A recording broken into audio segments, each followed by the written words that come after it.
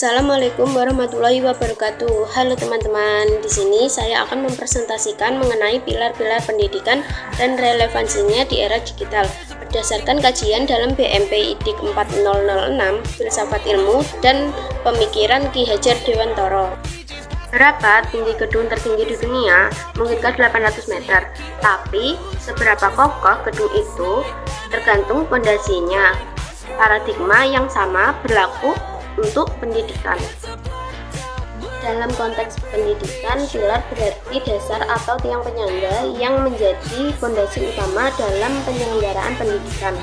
Menurut kajian filsafat ilmu dalam BMP IDIK 4006, pendidikan tidak hanya bertujuan memberikan pengetahuan, tapi juga membentuk manusia yang berpikir kritis, bertanggung jawab, dan bermoral. Karena itu, pendidikan membutuhkan landasan nilai dan prinsip yang kuat agar tujuan pendidikan dapat tercapai. Salah satu tokoh pendidikan Indonesia yaitu Ki Hajar Dewantara mengemukakan 3 prinsip dalam pendidikan, yaitu Ing Ngarsa Sung Tuladha, Ing Madya Mangunkarsa, dan Tuturi Handayani. Prinsip pertama, Ing Ngarsa Sung Tuladha, berarti di depan memberi teladan. Dalam filsafat ilmu, guru dipandang bukan hanya sebagai penyampai ilmu, tetapi juga sebagai contoh moral dan etika bagi peserta didik. Di era digital saat ini, guru harus mampu menjadi teladan dalam penggunaan teknologi dan media sosial secara bijak.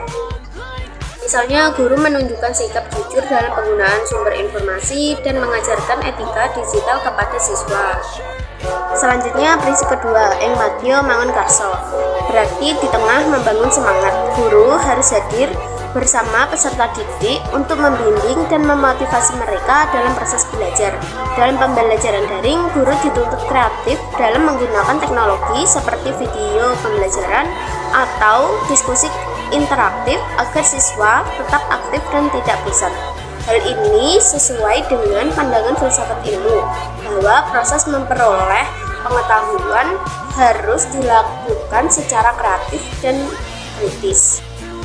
Prinsip yang ketiga yaitu Tuturi Handayani, berarti di belakang memberi dorongan. Guru memberikan dukungan agar peserta didik dapat berkembang secara mandiri. Pada era digital, siswa memiliki akses luas terhadap informasi melalui internet. Namun, tanpa bimbingan, siswa dapat terpengaruh informasi yang salah atau penggunaan teknologi yang tidak tepat. Oleh karena itu, guru perlu mengembangkan literasi digital dan kemampuan berpikir kritis peserta didik.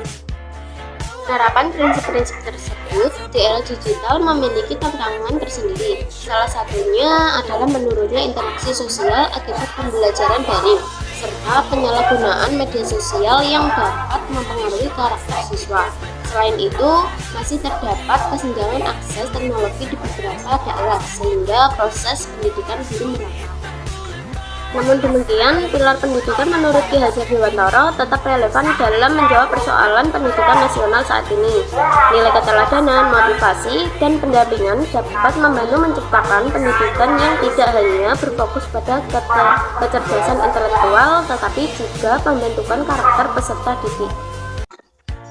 Sebagai refleksi, saya berpendapat bahwa pendidikan di era digital harus tetap berlandaskan filsafat dan nilai kemanusiaan.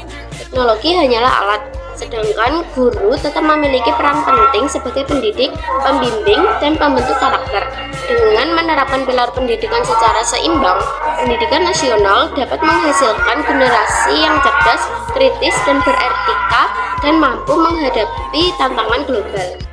Demikian presentasi dari saya, semoga materi yang saya sampaikan dapat dipahami dan bermanfaat bagi kita bersama. Assalamualaikum warahmatullahi wabarakatuh.